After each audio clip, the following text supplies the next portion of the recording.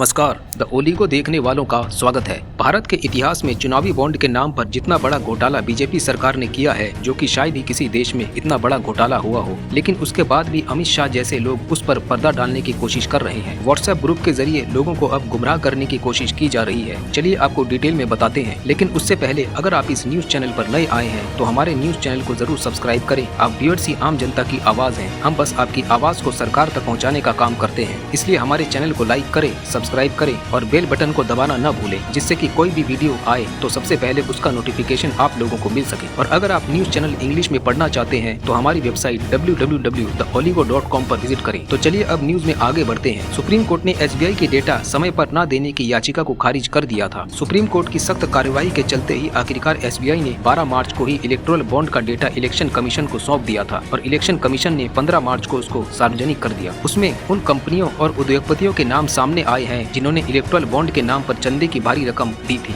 सबसे ज्यादा चंदा लेने वाली पार्टी बीजेपी है, जिसे 6000 करोड़ का चंदा मिला, जिसमें बड़े बड़े उद्योगपति और बड़ी बड़ी कंपनियां शामिल हैं। इन बड़ी कंपनियों में गेमिंग सर्विसेज के अलावा मेगा इंफ्रास्ट्रक्चर लिमिटेड कंपनी का नाम दूसरे नंबर पर आया। मेगा इंफ्रास्ट्रक्चर ने बीजेपी को 980 करोड़ का चंदा दिया है। मेगा इंफ्रास्ट्रक्चर पर ईडी की रेड भी पड़ चुकी थी, फिर भी उसने इतना चंदा कैसे दिया या बीजेपी ने वसूली की, यह भी एक सवाल है। ईडी के छापेमारी के बावजूद उसने इतना बड़ा चंदा बीजेपी को कैसे दिया और बदले में बीजेपी ने क्या उसको वित्तीय मदद दी। बीजेपी इलेक्टोरल बॉन्ड का 96% लेने वाली सबसे बड़ी पार्टी है। इसके बावजूद अमित शाह का कहना है कि बीजेपी को चंदा कम मिला है और पार्टियों को भी चंदा मिला है, जो कि बीजेपी से ज्यादा है। केंद्रीय गृह मंत्री अमित शाह ने कहा कि चुनावी बॉन्ड योजना को भारतीय राजनीति से काले धन को खत्म करने के लिए लाया गया था। उन्होंने यह भी कहा कि सुप्रीम कोर्ट में इस योजना को खत्म करने का फैसला काले धन को दोबारा से शुरू करना है। गृह मंत्री के अनुसार SC द्वारा इस योजना के खत्म होने से काले धन की वापसी फिर से हो जाएगी, लेकिन सच यह है कि इलेक्टोरल बॉन्ड के नाम पर ही काले धन को जुटाया जा रहा था, जिसे बीजेपी सरकार मानने को ही तैयार नहीं है। 15 मार्च 2024 शुक्रवार को अमित शाह ने एक कार्यक्रम में कहा कि वह सुप्रीम कोर्ट के फैसले पर कोई टिप्पणी नहीं करना चाहते, लेकिन इस योजना को खत्म करने की जगह सुधारने की जरूरत है। CBI और ED के केस वाली कंपनी से भी बॉन्ड लिए जाने के सवाल पर शाह ने कहा कि क्या उन कंपनियों ने आजादी के बाद से चंदा नहीं दिया जिन्होंने करोड़ों के घोटाले किए, वही आज हिसाब पूछ रहे हैं। शाह ने बीजेपी के पक्ष में कहा कि 6000 करोड़ का चंदा तो बीजेपी को मिला है, लेकिन 14000 का चंदा किसे मिला है और भाजपा को चुनावी फायदा हुआ क्योंकि वह सत्ता में है। उन्होंने कहा सबसे बड़ी पार्टी सबसे ज्यादा चंदा जुटा सकती है, तो विपक्ष के लोग कैसे सवाल पूछ सकते हैं जिन्होंने 12 लाख करोड़ के घोटाले किए। तो इस तरह हमेशा अपनी पूरी धारणाओं के साथ बीजेपी पार्टी के पूरे काले कारनामों को छुपाने की कोशिश कर रहे हैं अमित शाह। चुनावी चंदे के इतने बड़े घोटाले के लिए वह सफाई पेश कर रहे हैं। अमित शाह ने कभी भी बेरोजगारी, महिला शोषण, गरीब और दलित वर्गों के लिए कोई बात नहीं की, लेकिन चुनावी चंदे के लिए वह जिस तरह से बीजेपी की सफाई दे रहे हैं, उससे साफ पता लगता है कि बीजेपी सत्ता डरी हुई है और उसके पास कोई भी रास्ता नहीं है इस चक्रव्यूह से निकलने का। क्या सचमुच बीजेपी को कम चंदा मिला है? अभी भी कोई पर्दाफाश होना बाकी है। आपको बता दें,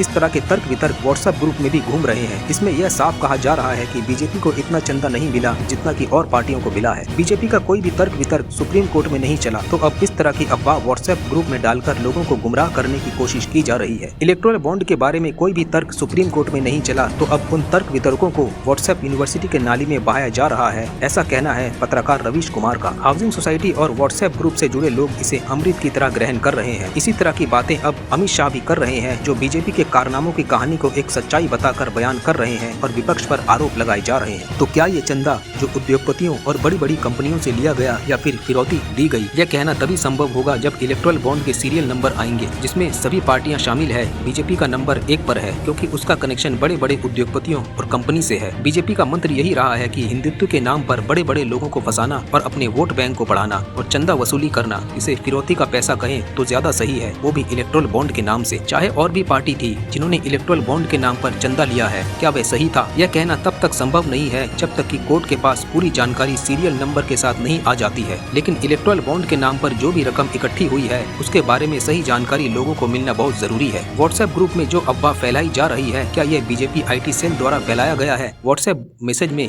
कोई और बीजेपी के लोग हैं जो मैसेज फॉरवर्ड कर रहे हैं और लोगों को गुमराह कर रहे हैं, क्योंकि 1000 बार भी अगर झूठ बोला जाता है तो लोगों को सच लगने लगता है। लेकिन भारत का किसान, भारत की महिलाएं, भारत की युवा गरीब, इन लोगों का क्या? उन लोगों के बारे में बीजेपी अमित शाह क्यों नहीं बोलते? बीजेपी राज में जहां हर जगह महिलाओं का शोषण हो रहा है, भारत का किसान सड़कों पर बैठे हैं, युवा बेरोजगार घूम रहे हैं, दलितों को कोई भी नौकरी नहीं मिल रही है, क्या ये बीजेपी को वोट देने का मन बदल पाएंगे? क्या ये सत्ता बदल देंगे या बीजेपी सत्ता आगामी चुनावों में आनी चाहिए? यह तो आने वाला वक्त ही बताएगा। जिस तरह इलेक्शन कमीशन किस्तों में जानकारी दे रही रही है, इसका फायदा तो अभी भी बीजेपी को ही जा रहा है, क्योंकि इलेक्टोरल बॉन्ड का स्कैम अभी भी लोगों को घोटाला ना लगे ऐसी कोशिश की जा रही है। सिर्फ इस तर्क पर कि सभी पार्टियों ने चंदा लिया है तो बीजेपी ने लिया है, तो उसमें क्या गलत है। गलत को सही कहना और सही को गलत कहना लोगों की विचारधारा तो बदल सकता है, लेकिन सच को नहीं बदल सकता। आज के लिए इतना ही। अगर आपको ये वीडियो अच्छी लगे तो चैनल को लाइक करें, सब्सक्राइब करें और शेयर करना न भूलें। द ओली को देखने वालों का धन्यवाद। जय हिंद।